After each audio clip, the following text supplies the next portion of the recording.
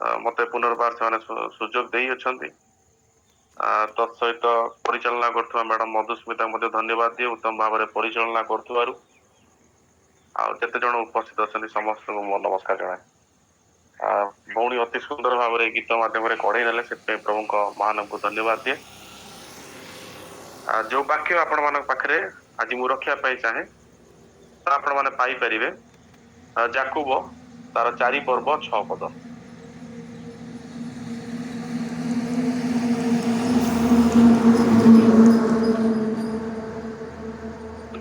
କିନ୍ତୁ ସେ ମଧ୍ୟ ଅଧିକ ଅନୁଗ୍ରହ ଦାନ କରନ୍ତି। ଏଣୁ ଉକ୍ତ ଅଛି ଈଶ୍ୱର ଅହଂକାରୀ ମାନଙ୍କୁ ପ୍ରତିରୋଧ କରନ୍ତି କିନ୍ତୁ ନମ୍ର ଲୋକମାନଙ୍କୁ ଅନୁଗ୍ରହ ଦାନ କରନ୍ତି। ଆମେନ୍।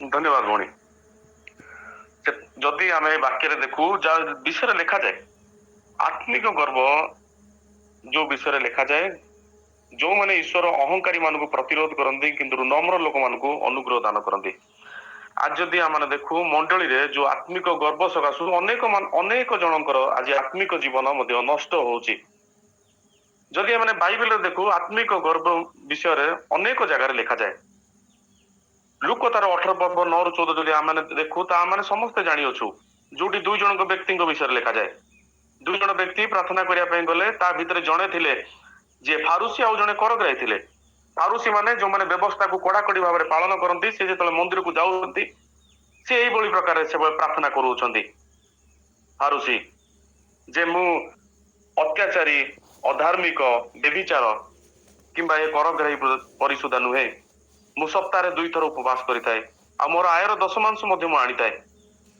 से प्रकार से करग्राही से प्रार्थना करने लगिला ऊर्ध्व आड़े ऊर्ध्व दृष्टि करने से साहस कला नहीं किंतु छाती रे मारी कहला प्रभु मु पापी मते दया करंतु ये आम देखू आत्मिक गर्वी विषय आम देखा पाऊ जो फारूसी व्यवस्था को केते कड़ाकड़ी पालन कले मन रे से गर्व रही अछि से प्रकार आम जो देखुछु से लुसिफर विषय जिते से स्तुति करुला जिते से आराधना करुला आम देखू 3 दल भाव थिले लुसिफर जी स्तुति जी आराधना करे मिखाइल जी थिले पछरे दूत माने थिबे जे सुरक्षा दियंती गाब्रिएल थिले जे वार्तावाहक अटंती पछरे दूत माने थिले किंतु जेतेबेले से लुसिफर जेतेबेले से भाबिला आंबे मेघमाଳାର उच्च स्थली रे ऊर्ध्व को आरोहण करिबा आंबे सर्वपरिष्ठଙ୍କ तुल्य जेतेबेले हबा ता मनरे यही भावना आसीबा जोगु से स्वर्गरु पतित होला गोटे स्तर रे प्रभु ताको रखतिले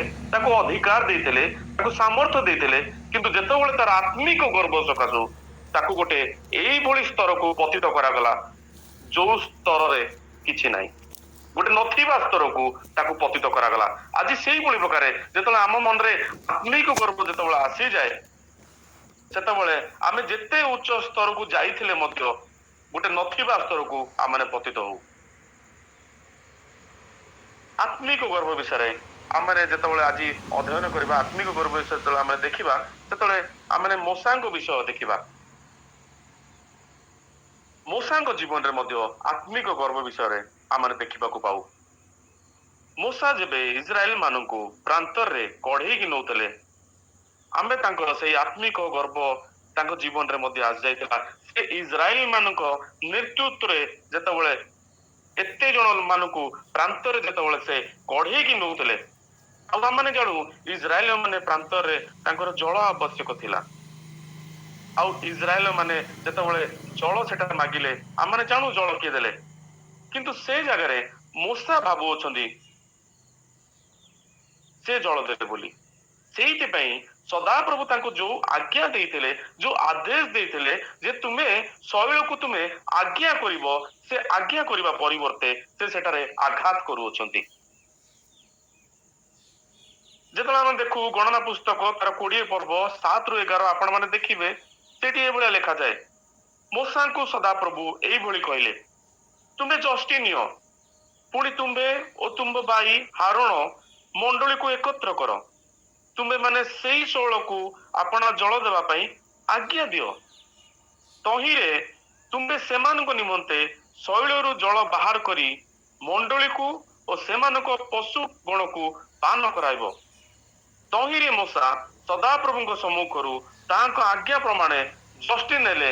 ପୁଣି ମୂଷା ଓ ହାରଣ ସେଇ ଶୈଳ ସମ୍ମୁଖରେ ସମାଜକୁ ଏକତ୍ର କଲେ। ଆଉ ସେମାନଙ୍କୁ କହିଲେ, ହେ ବିଦ୍ରୋହୀ ଗୁଣ, ହେ ବିଦ୍ରୋହୀ ଗଣ, ଶୁଣ, ଆମ୍ଭେମାନେ କି ତୁମମାନଙ୍କ ନିମନ୍ତେ ଏଇ ଶୈଳରୁ ଜଳ ବାହାର କରିବା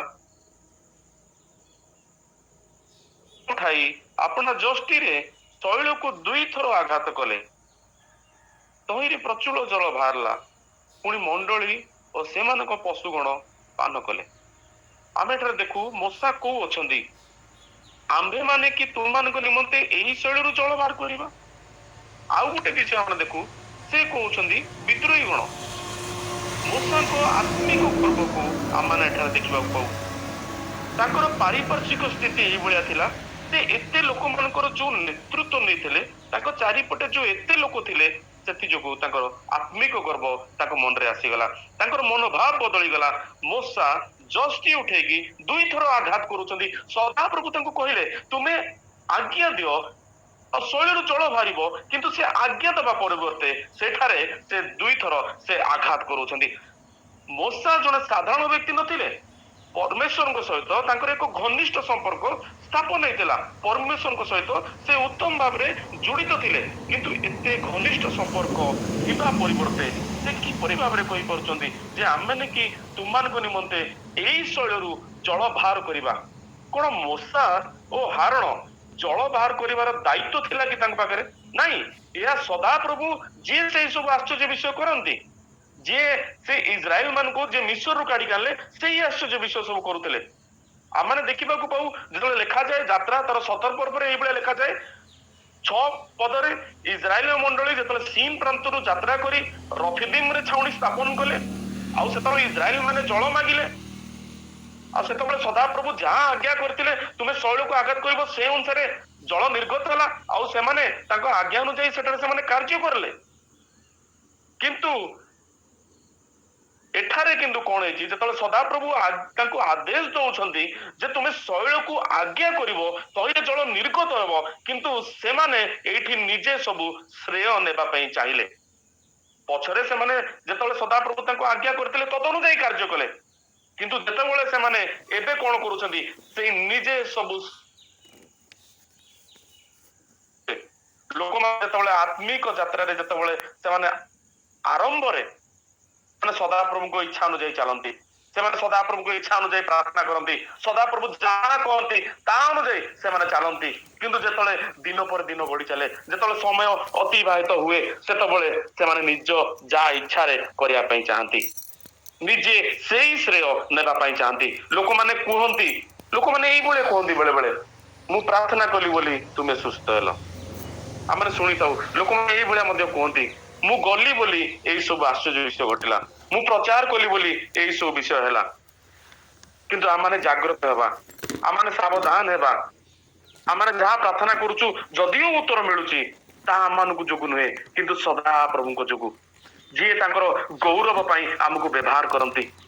ଯଦି ଆଜି ଆମେ ସ୍ୱପ୍ନ ଦେଖୁ କି ଦର୍ଶନ ଦେଖୁ, ତା ବଡ ବିଷୟ ନୁହେଁ। ସଦାପ୍ରଭୁ ତାଙ୍କ ରାଜ୍ୟ ବିସ୍ତାର କରିବା ପାଇଁ ସେ ଆମମାନଙ୍କୁ ବ୍ୟବହାର କରିବା ପାଇଁ ଚାହାନ୍ତି।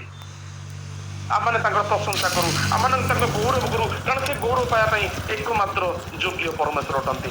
ମୂଷାଙ୍କର 2ଟି ଭୁଲକୁ ଆମେ ଦେଖୁ, ତାଙ୍କ ମନରେ ଆତ୍ମିକ ଗର୍ବ ବିଷୟ ଆସିଯାଇଛି। ସେ କହୁଛନ୍ତି ଆମ୍ଭେ କି ତୁମମାନଙ୍କ ନିମନ୍ତେ ଜଳ ବାହାର କରିବା। ଆଉ ଗୋଟେ ବିଷୟ କହୁଛନ୍ତି, ହେ ବିଦ୍ରୋହୀ ଗଣ। ସେ ଭୁଲିଗଲେ ଯେ ଯୋଉ ସଦାପ୍ରଭୁ ଯେ ଅଛନ୍ତି, ଯେ ଇସ୍ରାଏଲ ମାନଙ୍କୁ ମିଶ୍ରରୁ ଆଣିଲେ, ରାସ୍ତା ନଥିବା ଜାଗାରେ ରାସ୍ତା ମଧ୍ୟ ତିଆରି କଲେ, ଯିଏ ସଦାପ୍ରଭୁ ଯେ ଇସ୍ରାଏଲ ମାନଙ୍କୁ ମାନ୍ନା ଆଉ ଜଳ ଯୋଗାଇଲେ, ସେଠାରେ ସେ ଭୁଲି ଯାଉଛନ୍ତି। ସିଏ ଭାବିଲେ ମୁଁ ବୋଧେ ସେଇ ତାଙ୍କୁ କହୁଛି,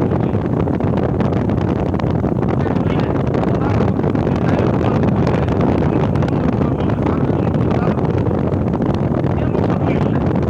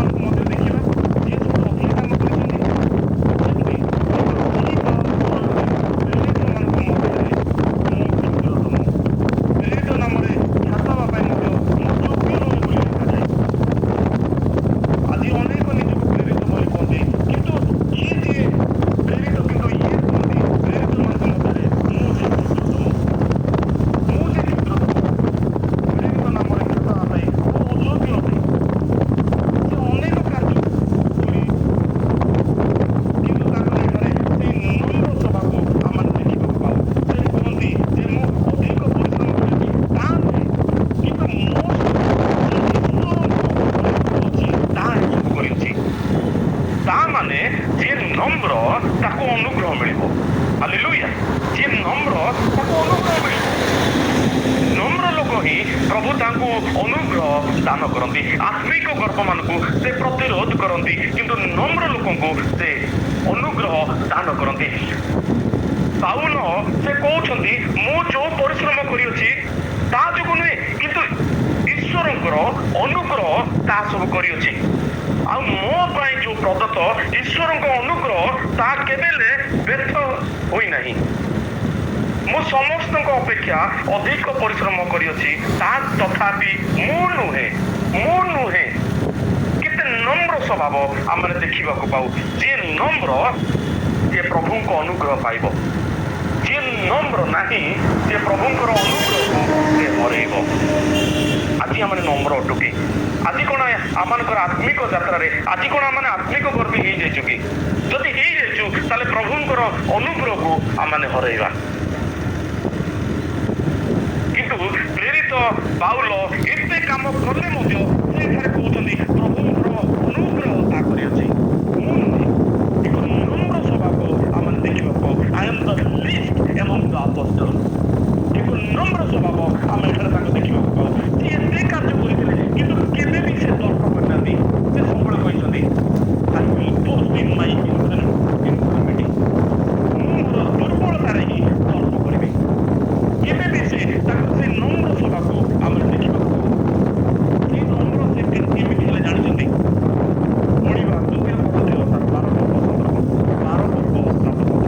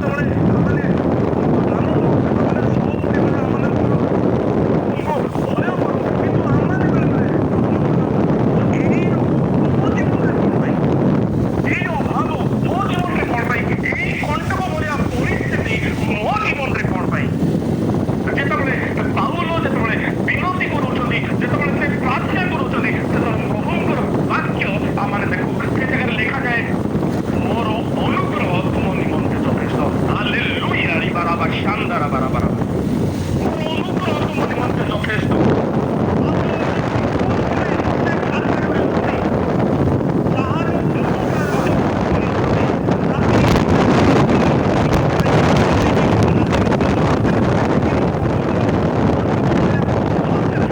ପ୍ରଭୁଙ୍କର ଅନୁଗ୍ରହ ମଧ୍ୟ ସେଇ ଭିତରୁ ତାକୁ କାଢ଼ିବା ପାଇଁ ସାହାଯ୍ୟ କରିଛି।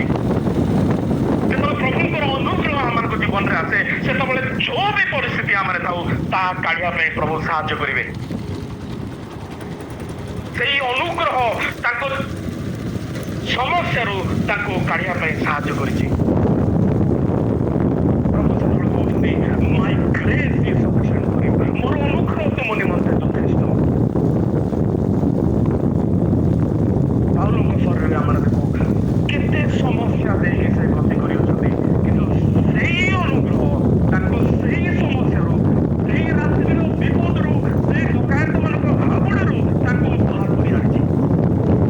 ପ୍ରଭୁଙ୍କର ଅନୁଗ୍ରହ ଯଦି ଆମମାନଙ୍କ ଜୀବନରେ ଅଛି, କେତେ କଷ୍ଟମୟ, ଦୁଃଖମୟ, ସେ ରାତ୍ରି କେତେ ଅନ୍ଧକାର ଥିଲେ ବି ପ୍ରଭୁ ସେଇ ରାତି ମଧ୍ୟରୁ ଆମମାନଙ୍କୁ କାଢ଼ିବାକୁ ସାହାଯ୍ୟ କରିବେ। ଆଜି ପ୍ରଭୁଙ୍କର ଅନୁଗ୍ରହ ମୋ ଜୀବନରେ ଆଜି ଅଛି କି? ପ୍ରଭୁଙ୍କର ଅନୁଗ୍ରହ ଆଜି ଆମମାନଙ୍କ ପରିବାର ଜୀବନରେ ଅଛି କି? ତାହା ମାନେ ଦେଖୁ ପ୍ରଭୁଙ୍କର ଅନୁଗ୍ରହ ଯଦି ଆଜି ଆମମାନଙ୍କ ଜୀବନରେ ଅଛି, ତାହା କିଛି ବି କଣ କେତେ ବି ସମସ୍ୟା ଆସୁ ତାହା ଭିତରୁ ଦେଇ ପ୍ରଭୁ ଆମମାନଙ୍କୁ ଯିବା ପାଇଁ ସାହାଯ୍ୟ କରିବେ। ହାଲେଲୁୟା। ଗତ ଦିନରେ 3 ଦିନ ପାଇଁ ଗୋଟେ ମୁଁ ମିଟିଂକୁ ଯାଇଥିଲି। ମୋ ଝିଅ ବି ମଧ୍ୟ ଥିଲା। ଆମେ 3 ଦିନ ପାଇଁ ଯାଇଥିଲୁ କଟକ ପାଖରେ।